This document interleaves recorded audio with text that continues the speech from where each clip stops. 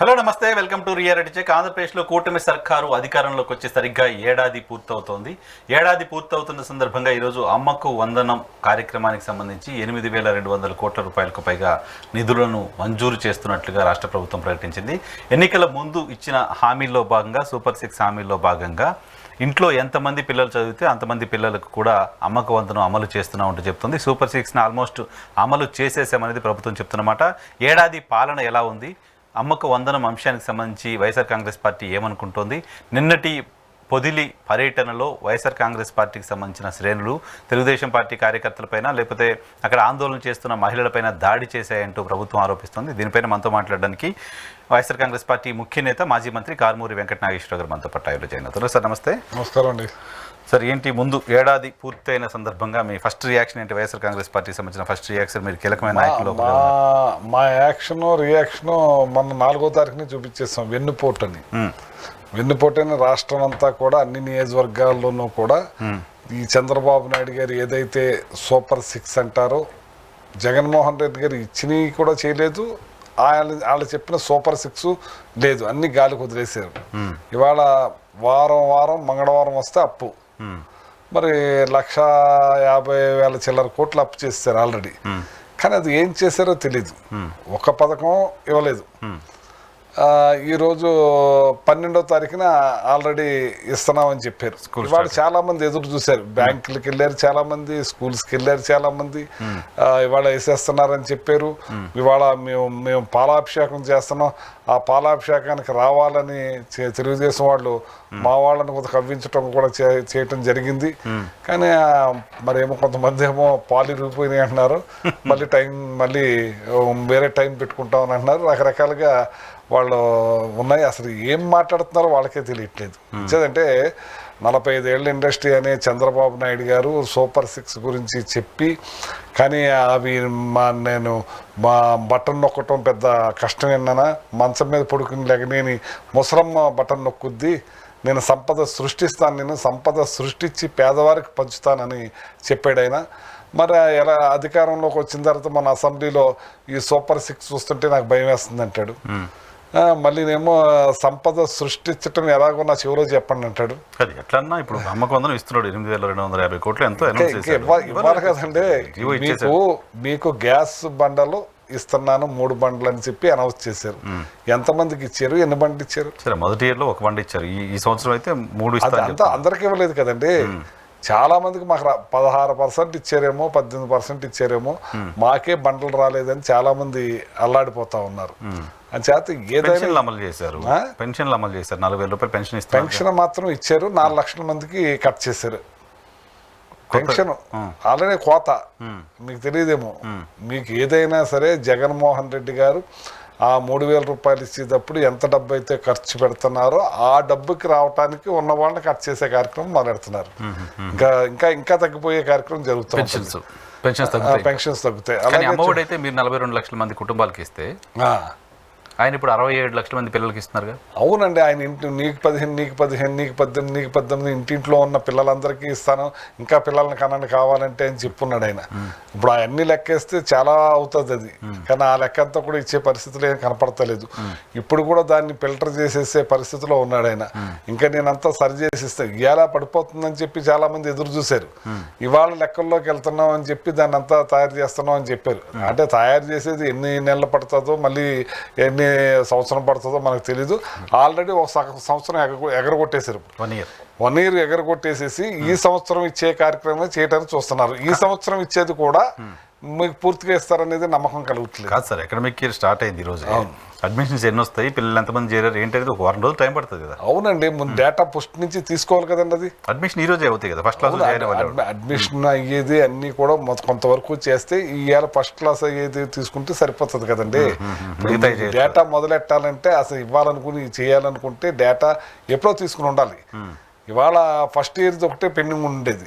ఇవాళ ఈ వారంలో ఎంతమంది జాయిన్ అవుతారో తీసుకుని ఉండొచ్చు. అంతేకాని అది వాళ్ళకి ఇవ్వాలని ఆలోచన ఏమాత్రం కూడా లేదు. మీకు ఎంతమందిని ఎగరగొడతారో, ఎంతమందికి కట్ ఆఫ్ పెడతారో చూడండి మీరే. సో మొన్నటిదాకేమో అసలు ఇవ్వట్లేదు అన్నారు మీరు, ఇప్పుడు ఇచ్చిన తర్వాత ఏమో కట్ చేస్తున్నారు. మీరు ఇచ్చేసిన మీరు ప్రకటన చూసేసి ఆయన ఆ ప్రకటన ఎప్పుడు చేశారండి? ఈ ప్రకటన ఎలక్షన్ ముందు చేశారు. Chandrababu Naidu super six. మీరు ఇంకో విషయం కూడా, నారా లోకేష్ గారితో కూర్చుని ప్రెస్ మీట్ పెట్టి మళ్ళీ సూపర్ సిక్స్ గురించి అడిగితే 4కు వస్తాను అన్ని చేస్తాను అన్నాడు ఆయన.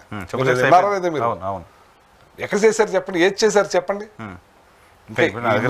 సూపర్ సిక్స్ ప్రజాకాలం మేనిఫెస్టో. అవును, సూపర్ సిక్స్ ఉంది మీ దగ్గర. సూపర్ సిక్స్ ఏది చేశారు చెప్పండి. నీకు 15 నీకు 15 అన్నది, తల్లికి వందనం, యువతకి 20 లక్షల ఉద్యోగాలు ఇచ్చేసారండి. నెలకు 3,000. అవునండి, 20 లక్షల ఉద్యోగాలు ఇచ్చారా? లేదు. ఇవ్వలేదు. 3,000 ఇచ్చారా?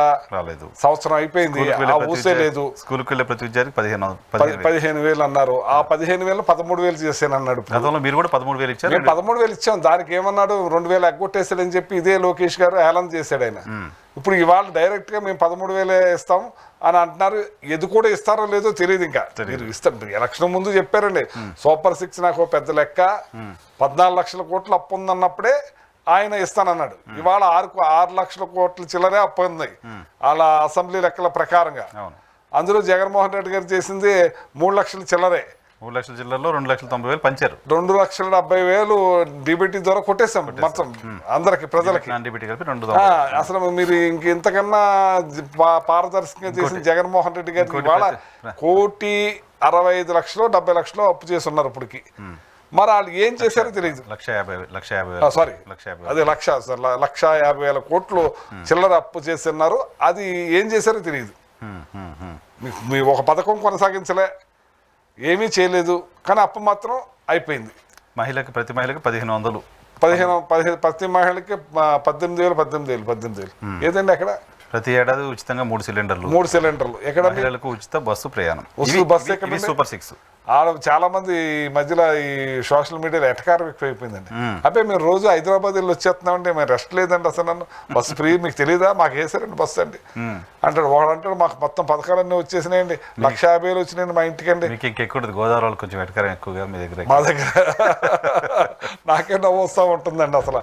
అంటే ఇవాళ ఏది పైన ఏమంటాడు మరి. ఇవాళ చూడండి, మరి ఇంకో విషయం, మరి 45 ఏళ్ళ ఇండస్ట్రీ కొడుకుని పెట్టుకుని మొత్తం సూపర్ సిక్స్ అనేది అమలు చేసేసాను, అయిపోయింది, మళ్ళీ దాన్ని అంటే 4కు వస్తాను అంటే ఆయన భయపెట్టి డైవర్షన్ పాలిటిక్స్ చేసి కేసులు పెట్టి దుర్మార్గంగా ఎవరిని అడగకుండా ప్రశ్నించకుండా నేను అన్నీ చేసేసానంటే, నేను లాస్ట్ టైం కూడా చెప్పాను, అహనాపెండి సినిమాలో ఉత్తుకోడిని ఏలాడు కట్టేసేసి ఉత్తన్నం తినేస్తూ ఉంటాడండి.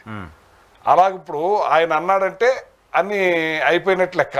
ఇప్పుడు ఆయన లేకపోతే 4కు వస్తానన్నాడు, మీరు అడగకూడదనే లెక్క మాట. అంటే సూపర్ సిక్స్ అమలు అయిపోయింది అని అనుకోవాలి. ఇప్పుడు కోడిని తినేసినట్టుగా. ఇప్పుడు ఆయన ఏం చేస్తున్నాడంటే, నెలకోసారి పెన్షన్ ఇస్తానికి వెళ్తున్నాడు, న్యాయ బ్రాహ్మణ్ షాప్కి వెళ్తాడు. ఆ షాప్లో కూర్చుని 4 మాటలు మాత్రం ఒక్కడే ఉంటాడు. షాప్ అతను ఒక్కడే ఉంటాడు, జనం ఉండరు. మాట్లాడేసి వచ్చేస్తారు. అంటే న్యాయ బ్రాహ్మణ్స్కి అందరికీ న్యాయం జరిగిపోయింది రాష్ట్రం అంతా అనుకోవాలి. మత్స్యకారుల దగ్గరికి వెళ్తారు, వాళ్ళ 3 వైఫ్ అండ్ హస్బెండ్ ఇద్దరే ఉంటారు. రాష్ట్రంలో ఉన్న మత్స్యకారులందరికీ కూడా న్యాయం జరిగేసినట్టే లెక్క. అలాగే బిల్డింగ్ మెటీరియల్ సప్లై మన స్లాబ్ వేసే లేబర్ దగ్గరికి వెళ్తారు, అవి ఉండేది ఒక్కడే ఉంటాడు, వాళ్ళందరికీ మేలు జరిగిపోయింది అనుకోవాలి. ఇట్లాంటి పాలిటిక్స్ చేస్తూ సంపదని సృష్టించాలంటే నా చెవిలో చెప్పండి, ఏదో మన పాలకొల్లు గోపురం మా దగ్గర ఉందండి, పాలకొల్లు గోపురం అండి, పాలకొల్లు గోపురం మోస్తాను అని అన్ని అంటే అతనికి రోజు ఇంకా మేకలు, మన కోళ్ళు, గుడ్లు అన్ని బ్రహ్మాండంగా మేపేస్తారు. 1 ఇయర్ మేపేసిన తర్వాత ఆయన మొత్తం ఆయిల్ గీలు రాసి మంచి తయారయ్యి వెళ్తారండి. అక్కడ రండి అంటాడంట. ఏంటంటే రండి అంటే తీసుకొచ్చి నన్ను ఎత్తిపోయి అంటున్నట్టు, తీసుకొచ్చి నన్ను ఎత్తి మీద పెట్టండి అన్నాడంట. అలాగా ఈయన సూపర్ సిక్స్ చేస్తానని, నేను సంపద సృష్టించడం నాకు తెలుసని, పేదవారిని అందరినీ చేసేస్తానని చెప్పి ఇవాళ ఆయన గోపురం నన్ను ఎత్తి మీద పెట్టినట్టుగా సంపద సృష్టించడం నా చెవిలో చెప్పండి అన్నాడు. ప్లస్ ఇంకోటి ఏంటంటే, ఏదైతే ఈ సూపర్ సిక్స్లో మరి ఇంటికి మీరు మహిళకి ఇంత ఇస్తానన్నారు కదా అంటే, ఇది 4 పాయింట్ ఏదో చెప్పాడు కదా P4 లో కలిపేస్తానంటున్నాడు దాన్ని. ఇంకా అయిపోయింది అంతే, సముద్రంలో కలిసిపోయినట్టే. P4 ఏంటి, ఎవరేంటి, అదేంటి, ఏం అర్థం పర్థం ఉందండి అసలు. అంచేత ఇవన్నీ కూడా ఏది కూడా చేయడైనా చేసిన అలవాటు లేదు ఆయనకి ఇంతకుముందు. ఆయన తప్పించుకునే అలవాటు ఎక్కువ. ఏది చేస్తానంటాడు, ఏది చేయడు. కానీ ఇప్పుడు ఏడాది కాలంలో అమరావతిని పట్టాలెక్కించాను, అమరావతిలో అభివృద్ధి కార్యక్రమాలు చేయబోతున్నాను, ఎక్కడండి 30,000 కోట్ల రూపాయల పనులకు టెండర్లు కూడా పిలిచాను, ఇవన్నీ చెప్తున్నారు కదా అమరావతి. అవును, టెండర్స్ పిలిచారండి. నేను ఇదే అమరావతిలో మీకు బిల్డింగ్స్ కన్స్ట్రక్షన్ కోసం టెండర్స్ పిలిచి 10,065 రూపాయలు ఎంతో స్క్వేర్ ఫీట్కి పిలిచారండి టెండర్. అంటే అక్కడ 1,800 నుంచి 2,500 లోపు అవుతుంది కన్స్ట్రక్షన్ కాస్ట్. అక్కడ ఇసుక కూడా ఫ్రీ. అటువంటి దాంట్లో మళ్ళీ హై రేంజ్డ్ బిల్డింగ్ అంటే ఇంకా తక్కువ అవుద్ది. అయినా సరే 10,000 చిల్లరి అడ్డంగా దోసేసుకుంటానికి అది టెండర్లు పిలిచారు. ఏదైతే మన హైవే నేషనల్ రోడ్లు మనకి కిలోమీటర్కి 20 కోట్లు అవుద్ది. 60 కోట్ల చిల్లరకి టెండర్ పిలిచాడు ఆయన అక్కడ. కిలోమీటర్కి 60 కోట్లు. ఎస్, అదే నేషనల్ హైవే రోడ్లు మామూలుగా కేంద్ర గవర్నమెంట్ పిలిచే రోడ్లు సేమ్ ఆయన ఏదైతే పిలిచాడో అది కిలోమీటర్కి 20 కోట్లు. ఈయన 60 కోట్లు చిల్లరే. చూసుకోండి మీ టెండర్లో. మేము జగన్మోహన్ రెడ్డి గారు ఉన్నప్పుడు మేము రీటెండరింగ్ పెట్టి ఒక జడ్జిని పెట్టి దాంట్లో వాళ్ళ మొత్తం ద్వారా చేస్తే ఇవన్నీ ఎత్తేసాడు ఆయన. వాళ్ళు డైరెక్ట్ ఎవరు ఆయన మనుషులు వాళ్ళకి ఇచ్చుకోవటమే. ఎవరిని వేస్తే వాళ్ళకి క్వాలిఫికేషన్ లేదని చెప్పి కట్ చేయటమే. వాళ్ళు అనుకున్న మనుషులకి ఇచ్చుకునే కార్యక్రమం జరుగుతూ ఉంది. దాని మీద నేను మాట్లాడాను కూడా. నేను మా సాక్షి మొత్తం ఆల్ టీవీలో మా తాడేపల్లి నుంచి మాట్లాడటం జరిగింది. ప్రతి దాని మీద మాట్లాడటం జరిగింది. అమరావతి పనులు అయితే అవుతున్నాయి కదా సార్. ఏం పనులు అవుతున్నాయి? వాటర్ తోడారు, కోట్ల రూపాయలు ఖర్చు పెట్టి మళ్ళీ వాటర్ వచ్చేసింది. మళ్ళీ వాటర్ తోడాలి. ఇదే పని ఉంది ప్రస్తుతానికి. అమరావతి నిర్మాణం జరగదా? నేను జరగాలని కోరుకుంటున్నాను, కానీ జరిగేలా ఉండే అక్కడ కల్పించాలంటున్నాను. దేవుడు కల్పించాలి, మానవులతో అయ్యేది కాదు సార్. 36,000 కోట్ల రూపాయలకి టెండర్లు పిలిచారు, పనులు మొదలు పెట్టబోతున్నారు. అవునండి, మీరే ఇల్లు కట్టుకుంటున్నారండి. ఒక చెరువు పక్కన మీరు ఇల్లు కడదాం అనుకున్నారు, అది వాటర్ వచ్చేసి లీక్ అయిపోతా ఉంది. ఆ వాటర్ తోడుకుంటా ఉంటారు, ఇల్లు కడతారా మీరు? ఎప్పుడు పునాదులు తీసినా నీళ్లు వచ్చేస్తున్నాయి. ఈ సముద్రాల్లోనే నదుల్లోనే కడుతున్నాం కదా, ఇంటి పక్కన చెరువు. మరి ఇది ఎందుకు అవుతలేదండి? మరి మీకే తెలియాలి. మీరే మీ అవసరమైతే మీ వాళ్ళని వెళ్ళరమ్మనండి, ఒక టీం వెళ్ళి చూసి రమ్మనండి ఏం జరుగుతుందో, ఏం చేస్తున్నారు. సరే, ఏదేమైనా ఆంధ్రప్రదేశ్లో అసలు రాష్ట్ర ప్రజలకు స్వేచ్ఛ లేకుండా చేసింది గత ప్రభుత్వం. మేము వచ్చిన తర్వాత స్వేచ్ఛనిచ్చాం, ప్రశాంతతనిచ్చామని చెప్తుంది ప్రభుత్వం. జగన్మోహన్ రెడ్డి గారు ఆయన ముఖ్యమంత్రి అయిన వెంటనే పార్టీలు చూడొద్దు, ప్రాంతాలు చూడొద్దు, కులాలు చూడొద్దు, మతాలు చూడొద్దు, నాకు ఓటేసిన వాళ్ళకి ఈయన వాళ్ళకి నేను ముఖ్యమంత్రిని, అందరికీ చెయ్యండి, ఏ ఒక్కడికి ఆపకూడదని. ఇవాళ తెలుగుదేశం వాళ్ళకి ఎక్కువ పథకాలు వచ్చినాయి, తెలుగుదేశం వాళ్ళకి ఎక్కువ ఇళ్ల సైట్లు వచ్చినాయి, తెలుగుదేశం వాళ్ళకి ఎక్కువ ఇళ్ళు వచ్చినాయి. ఇవాళ వాళ్ళందరూ కూడా బాధపడుతున్నారు, ఏంటి మాకు ఈ పథకాలు లేవు. చంద్రబాబు నాయుడు సూపర్ 6 అని చెప్పి దానికన్నా ఎక్కువ ఇచ్చేస్తారని చెప్తే ఇవాళ మా పిల్లలకి ఫీజు రియంబర్స్మెంట్లు లేవు, అమ్మఒడి లేదు, విద్యాదీవం లేవు, వసతిదీవం లేవు, రైతు భరోసా లేదు, ఏమీ లేవు. అన్నీ మాయి చెప్తున్నాం. మేము ప్రజల దగ్గరికి ఎలా వెళ్ళాం, ఎలా తిరగం? ఎమ్మెల్యేలే చెప్తున్నారు, ఆయన్నే డైరెక్ట్ అడుగుతున్నారు. మేము ఇలా గడప గడపకి తిరగాలని చెప్పి అంటాడు. ఏమని తిరుగుతాం? మేము ఏం చేసామని తిరుగుతాం, ఏం చెప్పాలి? ఇవాళ మేము సెంటు భూమిలో సమాధి కూడా రాదు, సెంటు నరిస్తాము. 3 సెంట్లు గ్రామాల్లో 3 సెంట్లు ఇస్తాం, 2 సెంట్లు ఏమో టౌన్లో ఇస్తాం అన్నారు. అది కూడా లేదు, చెప్పింది ఒకటి లేదు. ఎన్నో చెప్పారు, 165 వాగ్దానాలు చేశారు, ఒక్కడ కూడా కొనసాగించే పరిస్థితులు లేదు.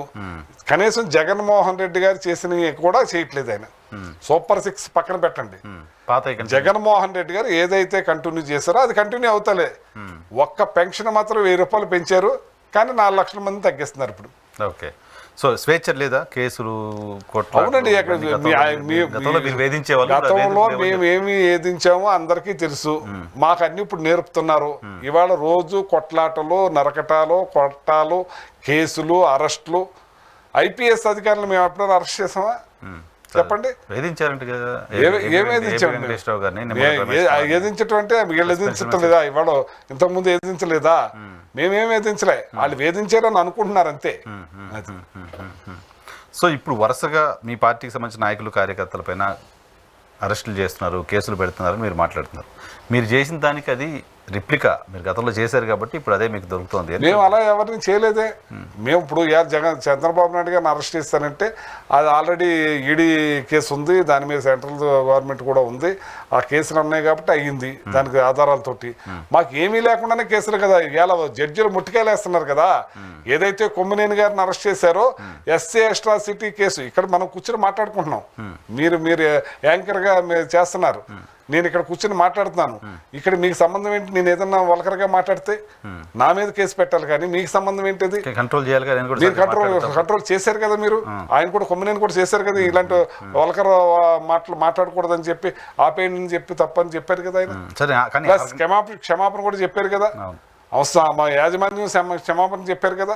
కానీ అమరావతి పైన బురద జల్లడం కోసం వాంటెడ్లీ ప్లాన్డ్గా భారతిరెడ్డి గారు సాక్షి పేపరు, సాక్షి టీవీ ఇవన్నీ కలిపి ఇటువంటి ఒక ఓరియంటేషన్ ఇదే టీవీ5లో ఇదే అన్ని టీవీల్లో ఏ రకంగా మాట్లాడారు? ఒక సినిమాల్లో వల్కర్గా మాట్లాడారు. ప్రభుత్వంలో మీరు కేసులు పెట్టలేదు మరి అప్పుడు? మేము అది మాకు నేర్పుతున్నారు, ఇప్పుడు మాకు నేర్పుతున్నారండి. ఇలా రేపు పొద్దున ఇలా చేయొచ్చని. సరే అండి, అలా మీరు చేసి తీసుకెళ్ళొచ్చు అనుకుంటా.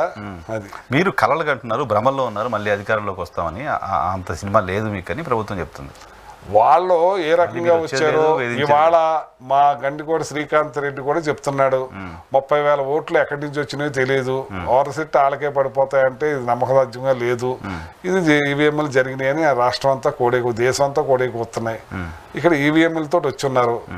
మేమంతా చెడ్డ పనులు ఏం చేయలేదు. జగన్మోహన్ రెడ్డి గారు కష్టపడి పథకాలు అందించేలాగా ఎవరికేం చేయాలో చేసే విధంగా అటు మేము డెవలప్మెంట్ విషయంలో కూడా మేము చెప్పుకోలేకపోయాం. ఏంటండి జట్టీలు కట్టించామండి, 6 పోర్ట్లు 6 కట్టిస్తున్నామండి. ఎన్ని మెడికల్ కాలేజీలు అండి? 17 మెడికల్ కాలేజీలు. కంప్లీట్ అయిన మెడికల్ కాలేజీ 5 అండి. 750 మెడికల్ సీట్లు తెప్పిస్తే వద్దని రాసేసాడండి చంద్రబాబు నాయుడు గారు. 750 మంది సీట్లు కావాలని ప్రాధాయపడతారు రాష్ట్రంలో.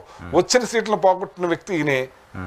అలాగే ఎన్ని ఐకాన్ బిల్డింగ్లు కట్టించామండి, ఎన్ని గ్రామాల్లో సచివాలయాలు అండి, ఆర్బీకేలు అండి, స్కూల్స్ అండి, ఎన్ని రకాలుగా మార్పులు తీసుకొచ్చామండి. విప్లవాత్మకమైన మార్పులు తీసుకొచ్చాం. 2 ఏళ్ళు కరోనా, 3 ఏళ్లలో మార్పులు తీసుకొచ్చాం. ఈయన సంవత్సరం అయిపోయింది, ఏం కనపడతలేదు. కానీ 6 మర్డర్లు, 3 కొట్లాట్లు, 100 కేసులు.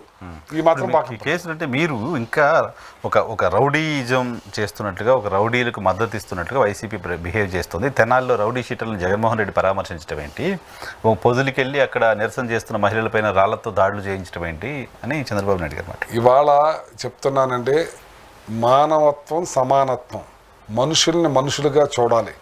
రౌడీలు ఉన్నారు, మర్డరిస్టులు ఉన్నారు, రేపిస్టులు ఉన్నారు, అందులో పోటీ చేసిన వాళ్ళే ఉన్నారు ఆయన పార్టీలో. ఎమ్మెల్యేలు కూడా రౌడీలు ఉన్నారు, రౌడీ షీటర్లు ఉన్నారు, మర్డరిస్టులు ఉన్నారు, ఎంతోమంది ఉన్నారు ఆయన దాంట్లో. మరి ఎమ్మెల్యే సీట్లు ఇచ్చారు కదా, ఎలా ఇచ్చారు? వాళ్ళకి గౌరవం లేదా వాళ్ళకి? ఇవాళ మీకు ఏంటంటే మీరు శిక్షించండి, మీరు చట్టపరంగా శిక్షించండి. ఆయన మేము జగన్మోహన్ రెడ్డి గారు ఏమంటున్నారు, ఆ ఇంట్లో ఒక ఇంట్లో ఒక చీడపురుగు ఒకడు ఉంటాడు, ఆ ఇంటి పరిస్థితి అంతా కూడా చెడ్డగా అయిపోవాలా, ఆ ఇంట్లో ఆడపిల్లల పెళ్లిళ్ళు కాకుండా ఆగిపోవాలా, ఆ కుటుంబం సొసైటీలో బ్యాడ్ ముద్ర వేసుకోవాలా? వీళ్ళని మీరు శిక్షించండి. నేను శిక్షించడానికి ఇల్లేదు అనట్లేదు ఆయన. చట్టాలు ఉన్నాయి కదా, చట్టం పరంగా శిక్షించే కార్యక్రమం చేయాలి. కానీ రోడ్డు మీద పడుకోబెట్టి వీడియోలు తీసి కాళ్ళతో తొక్కి ఇలా లాఠీలతో ఇలా కాళ్ళ మీద కొట్టితా ఉంటే ఇక సమాజం ఏమైపోద్దండి? లా అండ్ ఆర్డర్ ఉన్నట్ట లేనట్ట చట్టాన్ని వాళ్ళ చేతిలో తీసుకుంటారా? వాళ్ళే కాదు. అటువంటి గంజాయి దాగిన వాళ్ళు ఆడపిల్లపైన అత్యాచారాలు చేస్తాను, ఇంకేదో క్రైమ్ చేస్తాను, ఇట్లాంటి వాళ్ళని మీరు మేము కాదంటలేదండి. మీరు గురి తీస్తారు, ఇంకోటి తీస్తారు, ఏది తీస్తారో చట్టం పరంగా చేయండి. మీరు తీసుకెళ్ళండి, మీరు కేసులు పెట్టండి. దాన్ని వాళ్ళు ఏం చేశారో దాని ప్రకారంగా కేసులు పెట్టి ఆ కోర్టులో ప్రవేశపెట్టండి. వాళ్ళే శిక్షలు విధిస్తారు కదా చట్టం. మనకి న్యాయస్థానాలు ఉన్నాయని ఇంకా పోలీసులు ఏమైనా తీసేసుకుంటారా డిసిషన్? అంతే కదా, కోర్టులు డిసైడ్ చేయాలి ఎవరు తప్పు చేశారు. అంతే కదండి, ఆయన చెప్పింది అదే కదా. జగన్ రోడ్డు మీద ఇలాంటివి చేయొచ్చండి, చేయొచ్చా మీరు చెప్పండి. మరి ఏంటండి వాళ్ళు చేసే పని? దానికి ఆ కుటుంబానికి ఓదార్పు ఇవ్వద్దా? ఆ కుటుంబం సంఘంలో మర్యాద పోకుండా కాపాడుకో పర్సన్గా వాడుకుంటే రైట్ ఉంటుంది కదా. అంతే కదా, అసలు వాళ్ళ రైట్ ఉంది కదా. సరేనండి, జగన్మోహన్ రెడ్డి గారు వెళ్ళకూడదండి. ఇవాళ సుప్రీంకోర్టు ఎందుకు తీసుకుంది ఆ కేసు? ఇవాళ సుప్రీంకోర్టు అది స్టాకప్ చేసి రిజిస్టర్ చేసి ఫస్ట్ ముద్దాయి నాదెండ్ల మనోహర్ డీజీపీ మీద డిఎస్పీ మీద సిఏ మీద ఎస్ఐల మీద కానిస్టేబుల్ మీద ఎందుకు కేసు తీసుకుంది? తీసుకోకూడదు కదా మరి. మర్డర్ చేసిన వాళ్ళైనా వాడి ఐడెంటిటీ దాచుకునే రైట్ వాడుకుంటుంది ఉంది కదండి అసలు. తీసుకొచ్చి రోడ్డు మీద పడుకోబెట్టి ఏంటండి ఇది అప్రిషియేట్ చేసేది కదా. మీరు తలకాయకి ముసుగులు ఎందుకు వేస్తారు చెప్పండి? వాడి ఐడెంటిటీ తలకాయ ముసుగులు పోలీసు వాళ్ళే వాళ్ళ మన మీ ప్రెస్ వాళ్ళ ముందు ప్రవేశపెడతారు, తలకాయకి ముసుకేసి పెడతారు. ఎందుకని? అప్పుడు నిందితుడే, దోషి కాదు. అదే నిందితుడే, దోషి కాదు. మరి ఎందుకు పెడతారు? కోర్టు తెలిసిన తర్వాత అవుతాడు. మరి ఏళ్ళే తేల్చేస్తారేంటి? అదే కదా, మనం సమర్థించకూడదు కదండి. సమర్థించకూడదు. మేము వాళ్ళని సమర్థిస్తలే. వాళ్ళు దుర్మార్గం చేశారు, రేపులు చేయొచ్చు, గంజాయి అమ్మొచ్చు, మర్డర్లు చేయి ఉండొచ్చు, వాళ్ళ చట్టపరంగా శిక్షిద్దాం. కోర్టులు ఉన్నాయి కదా చట్టాలు. అవుట్ ఆఫ్ ద లా పోకూడదు. ఇవాళ ఎందుకు తీసుకుంది సుప్రీంకోర్టు? మీరు చేసింది తప్పే కదా. ఇవాళ వాళ్ళని తీసుకుంది, మరి అక్కడ పిఠాపురంలో తీసుకున్నది కదండి, వెలివేసారు కదా. వాళ్ళని తీసుకుని మా ముద్దాయిగా పవన్ కళ్యాణ్ కూడా పెట్టారు కదా సుప్రీంకోర్టులో. ఇవన్నీ మీరు ఇప్పుడు ఇవన్నీ ఏదో చేసేస్తున్నారు అనుకుంటున్నారు, కానీ రేపొద్దున ఈ కోర్టులన్నీ కూడా చూస్తున్నాయి మీరు చేసే పనులు, మీరు చేసే కేసులు, మీరు చేసే అక్రమాలు. మొన్న కొమ్మినేని గారి మీద కూడా వాళ్ళందరి మీద జడ్జి గారు మండిపడ్డారు. ఒక స్టూడియోలో కూర్చుని డిబేట్ చేసేది ఎస్సీ ఎస్టీ కేసు ఎలా పెడతారు మీరని, దాన్ని తీసేసి పెట్టరమ్మన్నారు. డిఎస్పీ ఎంక్వైరీ అయి ఉండాలి కదా. అంతే కదండి అసలు. సో మీరు జగన్మోహన్ రెడ్డి గారు టూర్లో పొదిలి వెళ్ళారు. మీరు ఒంగోలు పార్టీ ఇన్ఛార్జ్ కూడా కదా, పార్టీ కోఆర్డినేటర్ కూడా. ఏం జరిగింది అసలు పొదిలిలో సార్ చెప్తారు? పొదలిలో జన సందోహం, జనం విపరీతంగా జగన్మోహన్ రెడ్డి గారిని చూడటానికి ఎవ్వరి కాళ్ళు స్వచ్ఛందంగా అనుకున్న దానికి 2 రెట్లు ఎక్కువ జనం, దగ్గర 1,00,000 మంది జనం దాకా వచ్చున్నారు. దాంట్లో ఒక మామూలు మనుషుల్ని కిరాయికి 500కి 600కి మహిళల్ని వాళ్ళే చెప్తున్నారు. మీకు చూడండి సోషల్ మీడియాలో వచ్చినాయి. మాకు ఏదో 500 ఇచ్చారు, జాకెట్ ముక్క ఇచ్చారు, ఈ అట్టుకు నుంచోమన్నారు మమ్మల్ని అన్నారు. అలాగ నుంచో పెడితే రేపు పొద్దున్న మా ప్రోగ్రాం చేసుకుంటున్నాం. ఆ ప్రోగ్రాంలో మా జనంలో కూడా మంచి వాళ్ళు ఉండొచ్చు, చెడ్డోళ్ళు ఉండొచ్చు. ఏమన్నా రాళ్ళు వేసి ఉంటే ఏమైపోతారు? కానీ మా వాళ్ళ మీద రాళ్ళు వేసారు అక్కడ. మా వాళ్ళు ఏం వేయలేదు, మా వాళ్ళు ఏమి వేయలేదు. వాళ్ళే రాళ్ళు వేస్తే ఒక ఒక కానిస్టేబుల్కి బుర్ర పగిలింది, ఒక ఎంపీపీకి బుర్ర పగిలిని, చాలామందికి దెబ్బలు తగిలినాయి. కానీ మా వాళ్ళు మాత్రం ఓర్పుతో మాత్రం చాలా ఉంటాం. నాకు గ్రేట్ అనిపించింది. నాకు కానీ కొన్ని వీడియోస్ చూపిస్తున్నారు పోలీసులు, 10 మందికి పైగా మీ పార్టీకి సంబంధించిన నాయకులపైన కేసులు. అవునండి, మీరు కొడతానంటే మీరు కొడతానని చేయి చూపిస్తారు కదా. మీరు రాళ్ళేసి కొడతా ఉంటే చేయి చూపించరండి. గాంధీ గారా ఈ చెంప మీద కొడితే ఈ చెంప చూపిస్తానికి? అసలు మీరు ఈ ప్రోగ్రాంలో మీరు ఆ ప్రోగ్రాం పెట్టవలసిన పని ఏంటి? 1,00,000 మంది జనం వచ్చినప్పుడు ఈ జనం పెట్టి ఏం చేద్దామని మీరు వాళ్ళని మహిళలకు వాళ్ళందరూ వాళ్ళ కోపం వచ్చి వేశ్యల రాజధాని అన్నారనే కోపంతో వాళ్ళంతా వచ్చి నిరసన తెలిపడానికి వాళ్ళు జగన్మోహన్ రెడ్డి అన్నారా? వాళ్ళ ఛానల్ అన్నదని వాళ్ళ ఛానల్లో అన్న ఛానల్ అనలేదని ఛానల్లోకి వచ్చిన మనిషి అన్నాడు. ఛానల్లోకి వచ్చి అవునండి, ఆ ఛానల్లో ఉన్న మనిషే ఒక సినిమా యాక్టర్లోనూ ఏదో ముండలని సంబోధించడం జరిగింది, బ్రోకర్లని సంబోధించడం జరిగింది.